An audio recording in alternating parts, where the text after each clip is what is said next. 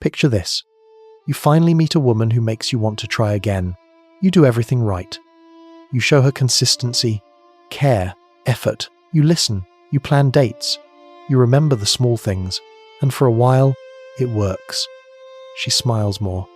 She tells her friends you're different. And you think maybe this time it's real. But then something shifts. Her replies get shorter. Her tone gets colder. She's busy now. You start replaying every conversation, every word, trying to find what you did wrong. But here's the truth, brother. You didn't do anything wrong. You did what every man is told to do. You treated her well. Too well. No one tells you about the moment her mind flips. The moment your effort stops feeling like value and starts feeling like background noise. The same attention that used to make her light up now feels like static. You gave her peace, but peace doesn't excite the female brain. It calms her until it bores her. You gave her safety, but safety doesn't spark desire. You think you're building connection, but what you're really doing is removing tension. And in female psychology, tension is attraction. That's the betrayal. You believed her words, "I just want a good man." But her biology still craves the chase, the uncertainty, the challenge. You gave her everything she said she wanted. And in doing so, you became predictable. You didn't lose her because you failed. You lost her because you succeeded too easily. Stop right there. Because what I'm about to tell you next isn't about emotions. It's about biology. And once you understand it, you'll never see women the same way again. That's where it starts. And brother, that's where most men never recover. Here's what no one tells you. Attraction isn't logical. It's chemical. It's ancient. Every woman's attraction is wired through tension and anticipation. It's how her brain decides what's worth chasing and what's safe to ignore. In the limbic brain, the part that's older than reason, stability equals safety, but safety kills excitement. Predictability kills desire. When you treat her too well, too often, you remove the one thing her biology is addicted to: uncertainty. Her dopamine system is built for chase and reward, not comfort, not routine. That's why she feels alive with men who make her guess, and numb with men who make her certain. You became the reward she already owned. And once her brain knows it owns you, it stops firing the same way. The tension disappears, the chemistry fades. It's not cruelty, brother.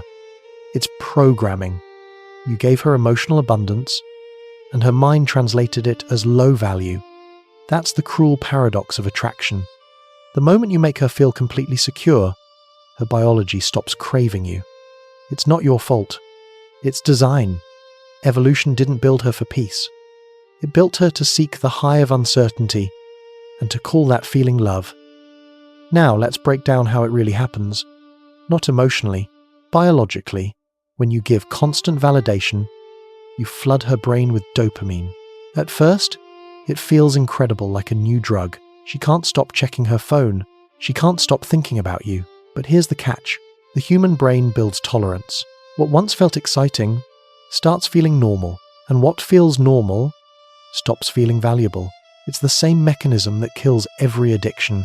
Too much certainty, too much access, too much you. Her brain adjusts, reduces dopamine receptors, and the emotional high disappears. You think she changed, but what really changed was the chemistry in her head. She's no longer chasing a reward because there's nothing left to chase. I've seen it happen countless times. The man who texts "good morning" every day until those words lose all meaning. The man who brings flowers every week until the gesture becomes invisible. Every repetition kills a bit of mystery. Every act of overgiving rewires her brain to see you as constant, and constant equals background noise. Let that sink in for a second. Your kindness didn't kill the relationship. Your predictability did. It's not about love. It's about neurology. Desire needs friction. Without friction, there's no spark. That's why she pulls away. Not because she wants to hurt you, but because her mind is desperate to feel something again. And brother, when she stops feeling, she starts drifting. Before she leaves, her body always leaves first. Watch closely. Her eyes don't stay on you as long. Her voice loses that soft tremor it once had.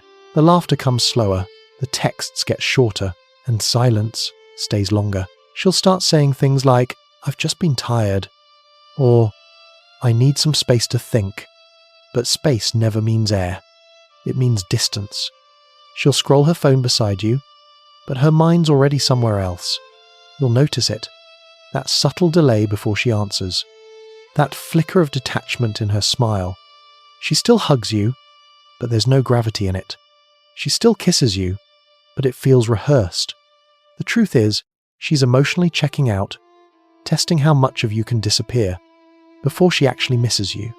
Most men ignore these signs. They call it stress, mood swings, work problems. But no, this is the pre-exit phase. When she starts detaching, she's not deciding if she wants to stay.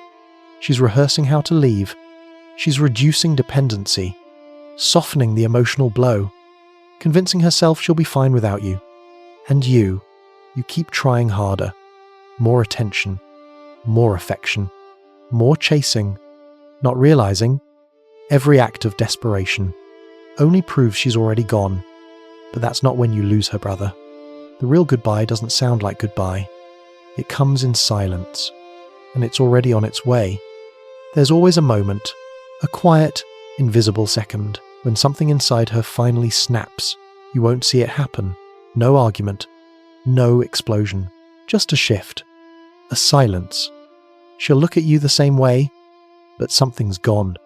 The warmth, the fear of losing you, the need to explain herself. That's the moment she leaves. Not when she walks out the door, but when she stops caring whether you notice. She used to beg for understanding. Now she just watches you talk, and her eyes don't even react. That's the death of connection. Not in shouting, but in indifference. You'll feel it in her tone, in the way she doesn't argue anymore. She's not forgiving you. She's detaching. She's already written the ending in her head, and you're still trying to rewrite the first chapter. And when she finally says, "I think we should take a break," what she really means is, "I've already been gone for weeks." That's the break point. The point where your love turns into nostalgia, where your messages sound like echoes, where she stops responding.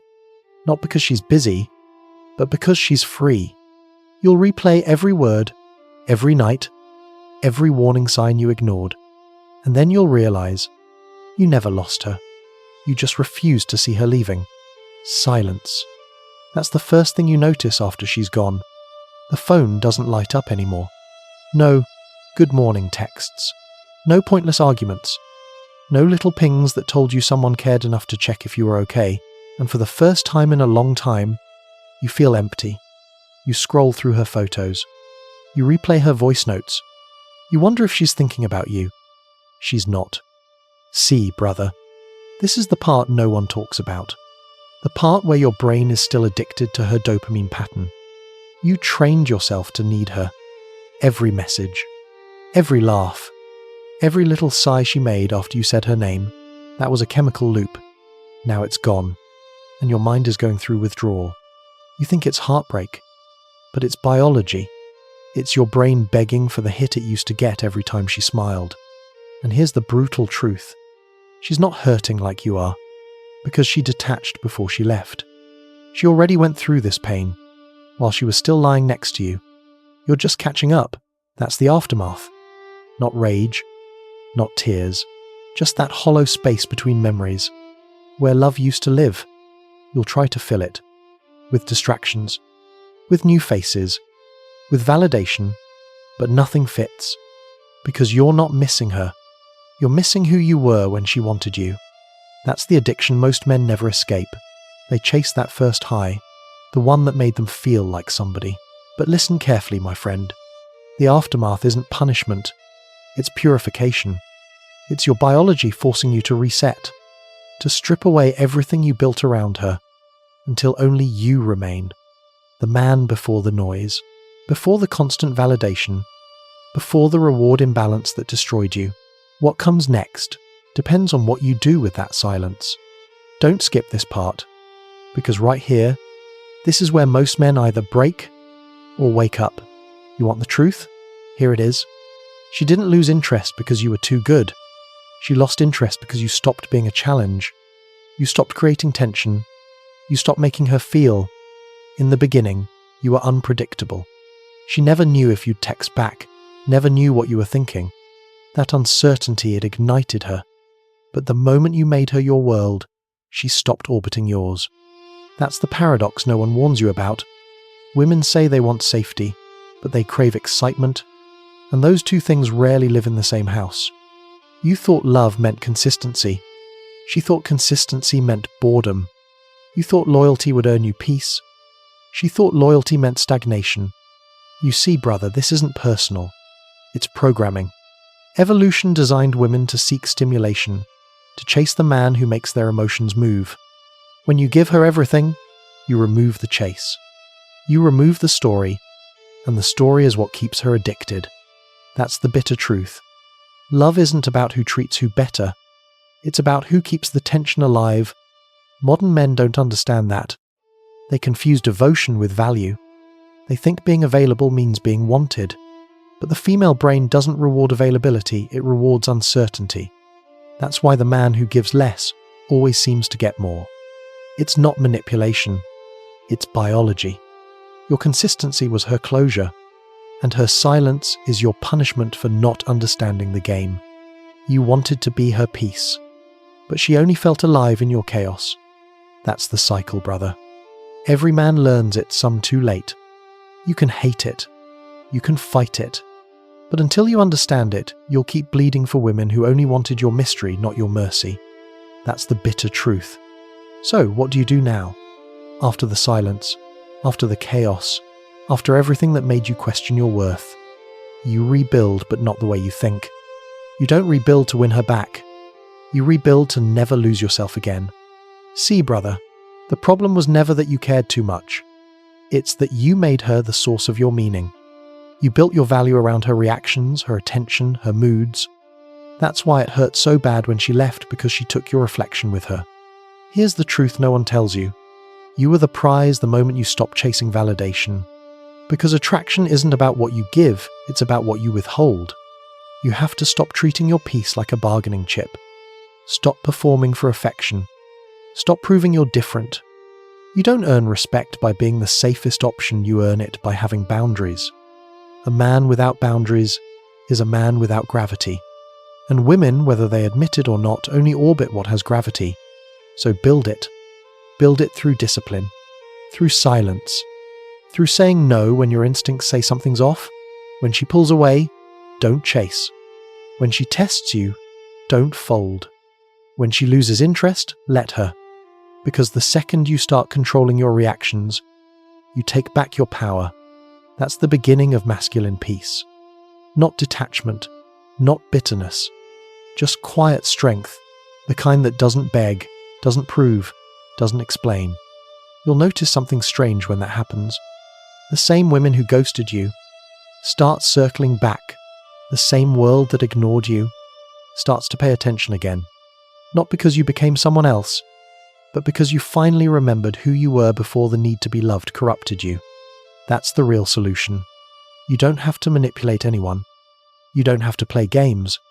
You just have to stop making your worth negotiable.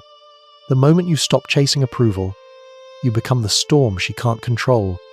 And in a world that rewards weakness, the man who stays grounded in silence is the loudest signal of strength there is. So remember, peace isn't found in her approval. It's found in your control. And that control begins right now. You were never supposed to chase. You were supposed to choose.